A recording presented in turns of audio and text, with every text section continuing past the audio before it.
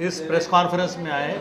इस press conference का आशय ये है कि 6 दिसंबर को सुबह 6 बजे भीमांजलि का जो प्रोग्राम होने वाला है ये उसका 10वां साल है और ये 10वां साल हमारे लिए बहुत महत्वपूर्ण है। हर एक साल में करीब 4 या 5 विश्व स्तरीय कलाकार बाबा साहब के महापरिनिर्वाण दिन के दिन अपनी श्रद्धांजलि अर्पित करते हैं अपने संगीत द्वारा।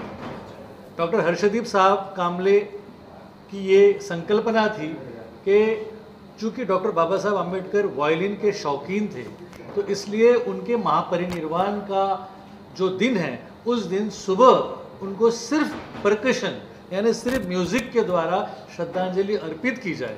इसलिए हर साल सुबह 6 बजे सारे तमाम मुंबई के उनके कार्यकर्ता, IAS officers, IPS officers, authorities, government authorities, मंत्रालय से लोग, अलग अलग एसोसिएशंस के लोग, अलग अलग कमिटीज़ के लोग, अलग अलग कलाकार, ये सारे के सारे एक जगह जमा होते हैं और डॉक्टर बाबा साहब अम्बेडकर को अपनी श्रद्धांजलि अर्पित करते हैं। सुबह 6 बजे से लेकर 8:30 बजे तक का इस प्रोग्राम में सिर्फ संगीत में अभिनंदन होता है, अभिवादन होता है और उसके बाद वो प्रोग्राम खत्म होने के बाद सारे लोग एक रैली बनाकर चैत्य भूमि जाते हैं। ये हमारा हर साल का प्रोग्राम है, हर साल का कार्यक्रम है। इस साल की विशेषता ये है कि 10वां साल होने के साथ ही साथ इस साल के जो कलाकार है वो और भी अद्वितीय है। इसमें उस्ताद शुजात हुसैन खान हैं जिनको सोशल मीडिया पे अगर आप टाइप करोगे तो उनके कई सारी शायरी, कई सारी गज़लें और कई सारा सितार का उनका कार्यक्रम आपको दिखाई देगा। फिर उनके बाद पंडित राजेंद्र प्रसन्ना है जो कि बांसुरी पर है। उसके अलावा पंडित श्रीधर पार्थसारथी है जो मृदंगम बजाने वाले हैं और फिर पंडित अतुल कुमार उपाध्याय हैं जो वायलिन पे है और फिर पंडित मुकेश यादव है जो तबला पे हैं। ये सारे के सारे अद्वितीय कलाकार जो है वो बाबा साहब को श्रद्धांजलि देंगे और उसमें सबसे महत्वपूर्ण बात यह है कि पंडित मुकेश यादव जी ये 10 सालों से इस कार्यक्रम के साथ जुड़े हुए हैं।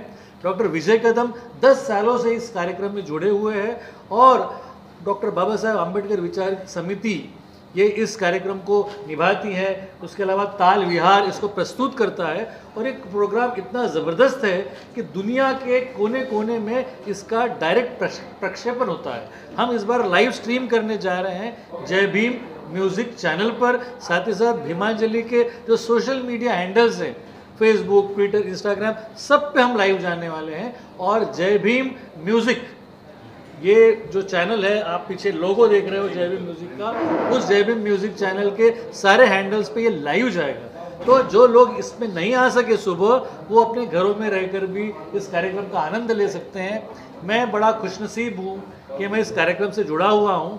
ये सारे लोगों ने इस रथ को 10 सालों तक खींचते हुए यहाँ तक लाया है और सारे के सारे लोग बहुत बहुत खुश है, बहुत आनंदी है कि इतना बड़ा प्रोग्राम ये हम कर रहे हैं और इसमें इसकी जितने भी पब्लिसिटी हो रही है वो आपके माध्यम से, इस प्रेस के माध्यम से ज़्यादा लोगों तक पहुँचे और 6 बजे के इस प्रोग्राम में ज़्यादा से ज़्यादा लोग आए और बाबा साहब को अपनी श्रद्धांजलि अर्पित करें, ये हमारी मनोकामना है। विजय सर, मुकेश सर, आपको क्या कुछ कहना चाहेंगे? बहुत इम्पोर्टेंट प्रोग्राम है और बहुत ही इम्पोर्टेंट दिन पर हो रहा है, क्या कहना चाहेंगे आप दोनों? और किस तरह से हर साल ये प्रोग्राम बेहतर से बेहतर होता जा रहा है और क्लासिकल क्षेत्र में भी ये प्रोग्राम काफ़ी अच्छा हो रहा है, जो ट्रिब्यूट है हमारे डॉक्टर बाबा साहब। जैसे अभी गिरीश भाई ने सब प्रोग्राम का वृत्तांत आपको दिया है, तो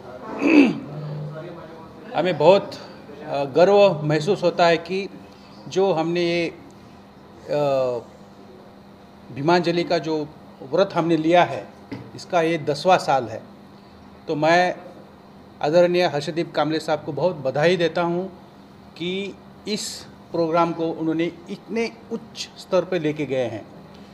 मैं आपके माध्यम से बॉम्बे के सभी, मुंबई के सभी रसिकजनों को मैं अपील करता हूँ कि हर साल जैसे आप इतनी श्रद्धा से ये प्रोग्राम सुनने आते हैं, इस साल भी आप कृपया सुबह 6 बजे रविंद्र नाट्य मंदिर में आप पधारिए और बाबा साहब को आदरांजलि देने के लिए आप सभी आमंत्रित हैं। जैसे कि कहा कि इस साल उस्ताद शुजात भाई, उसके बाद पंडित अतुल कुमार उपाध्याय, उसके बाद प्रसन्ना जी, राजेंद्र प्रसन्ना जी और मेरे मित्र श्रीधर पार्थ सारथी और मैं एक सब अच्छा एक जैसे गुलदस्ता होता है ना, उस तरह से ये प्रोग्राम का हमने नियोजन किया है। उसमें आपको सितार, वायलिन, बांसुरी और तबला और मृदंगम इसका एक मिश्रण आपको दिखाई देगा। इस साल का और एक विशेष बात ऐसी है कि हमने इस 10वें साल के लिए, बाबा साहब को वायलिन बहुत पसंद था, खुद वायलिन भी बजाते थे और शास्त्रीय संगीत की ये जो सोच हमको किससे मिले तो बाबा साहब से ही मिली है, लेकिन हर्षदीप साहब ने उसको बढ़ाया है, उठाया है। क्योंकि बाबा साहब जब भी दुखी होते थे, जब भी नर्वस होते थे, तो उनको अलग कुछ करना नहीं पड़ता था, वो सिर्फ म्यूज़िक सुनते थे। वो खुद कहते थे कि वो साठे को बुलाओ, सिर्फ एक वायलिन का पीस मेरे सामने बजाओ। लेकिन इस महान व्यक्ति की तारीफ इसलिए मैं कर रहा हूँ कि देखो, दुख या नर्वसनेस के अलग कुछ चीज़ें कर सकते हैं लोग, लेकिन म्यूज़िक एक ऐसी चीज़ है कि वो आपके मन को चेंज करती है और दूसरे लोगों को जुड़ाने में बहुत सहयोग करती है। तो ये धागा पकड़ के समाज में कि जो भी जाति पंथ जो भी विरोधाभास है, उसको इस म्यूज़िक के माध्यम से हम इकट्ठा करना चाहते हैं। और बाबा साहब के विचार, बौद्ध धर्म का जो विचार है, इस भीमांजलि के द्वारे हम सभी लोगों के सामने लाना चाहते हैं। तो मेरी सबको दरख्वास्त है, रिक्वेस्ट है कि आप सभी पधारिए रविंद्र नाट्य मंदिर में 6 दिसंबर सुबह 6 बजे। धन्यवाद। जैसे कि हमारे मित्र गिरीश जी ने बहुत ही अच्छी तरीके से समझाया है, और पंडित मुकेश यादव जी जो कि वर्ल्ड रिन्यूड तबला आर्टिस्ट हैं, उनके माध्यम से ये हम जो भीमांजलि प्रोग्राम करते हैं, तो भीमांजलि इसका अर्थ ही होता है कि जय भीम ही हमारा स्लोगन है। बाबा साहब को अभिवादन करना है तो जय भीम बोलते हैं, और अंजलि मतलब पुष्प, तो ये भीमांजलि मतलब भीमा को हम जो ये पुष्प अर्पित करते हैं, इसलिए इसका नाम भीमांजलि रखा गया है। तो ये पुष्प अर्पित करते समय जैसे कि बहुत अच्छे ढंग से पंडित जी ने बोला कि हम उनको गुलदस्ता देते हैं म्यूज़िक का, पर ये गुलदस्ता अर्पित करने के लिए अलग अलग जो इंस्ट्रूमेंटल गुलदस्ता है, ये जो म्यूज़िक है जिसमें सुर, ताल और लय है, इसमें शब्द नहीं है। शब्द आते ही शायद जातिवाद, रंग भेद और कुछ भेद चालू हो जाते हैं, कुछ लोग करते हैं। बट जहाँ खाली संगीत होता है, प्योर म्यूज़िक होता है, और वो भी हिंदुस्तानी भारतीय शास्त्रीय संगीत रहता है, तो उसमें जात भेद वर्ण का कोई स्थान नहीं है। यही कंसेप्ट लेके 2016 में जब बाबा साहब का 60वां महापरिनिर्वाण दिन था, तब से ये जो परंपरा पंडित हरिप्रसाद चौरसिया जी ने सुबह 6 बजे बुद्धम शरणम गच्छामि उनके बांसुरी से जो स्वर आए, तब से ये परंपरा जो चालू है उसको अभी 10 साल होने को आए हैं। इस 10 साल में कम से कम 30 से 40 जो घराने हैं हिंदुस्तानी क्लासिकल म्यूज़िक के, उन लोगों ने यहाँ पे आके बाबा साहब को शास्त्रीय संगीत के माध्यम से ये श्रद्धांजलि अर्पित की है। और ये प्रोग्राम सुबह 6 बजे होता है, ये उसकी खास बात है। और ऐसा जो सिलसिला चालू हुआ है, ये मुझे नहीं लगता कि पूरे भारतवर्ष में किसी महामानव को इस तरीके से श्रद्धांजलि अर्पित करते हैं। इसलिए पूरी दुनिया में इसकी चर्चा है कि इतने सवेरे लोग कैसे आते हैं। लोग बोलते थे कि बाबा साहब रात भर जागते थे क्योंकि उनका जो समाज है वो सोया हुआ था। बाबा साहब अभी सोए हुए हैं उस हिसाब से, बट अभी उनका समाज जाग गया है। वो बाबा साहब के लिए सुबह 6 बजे अच्छे वस्त्र परिधान, पांढरे शुभ्र या वाइट कपड़े परिधान करके वहाँ पे आते हैं। सुबह 6 बजे सफ़ेद वस्त्र पहन के आते हैं और 6 बजे वहाँ पे प्रोग्राम चालू हो जाता है। 2.5 घंटे का ये प्रोग्राम रहता है और इस प्रोग्राम में सभी जात धर्म वर्ण के लोग आते हैं। सब प्रोफेशनल्स आते हैं, डॉक्टर, वकील, इंजीनियर्स आते हैं। मंत्रालय का आधा स्टाफ वहाँ पे रहता है, पूरे bureaucrats, IAS officer, IPS officers, IFS officer, IRS officer, Indian postal service, Indian railway services, फिर समाज के जो अलग अलग विचारों के लोग हैं वो आते हैं, अलग अलग NGOs के लोग आते हैं, सोशल एक्टिविस्ट आते हैं, बहुत सारे पत्रकार जो संपादक लेवल के जो पत्रकार हैं, आप जैसे लोग वो वहाँ पे आते हैं और वो ये जो प्रोग्राम है पूरे समाज में इसका एक अच्छा मैसेज जाता है। तो मैं आपसे वापस आपको धन्यवाद देना चाहता हूँ। हर साल की तरह इस प्रोग्राम को आप सुबह 6 बजे वहाँ पे लाइव कवर करते हैं, तो ये साल भी करिए और ज़्यादा से ज़्यादा लोगों को बताइए, क्योंकि ये जो पत्रिका बनी हुई है लेवल है वो क्या है, इतने अच्छे एक IIT IIM किए हुए बंदे ने इसको डिज़ाइन किया हुआ है और ये पत्रिका को हम VVIP लोगों को दे के हम इन्वाइट करते हैं।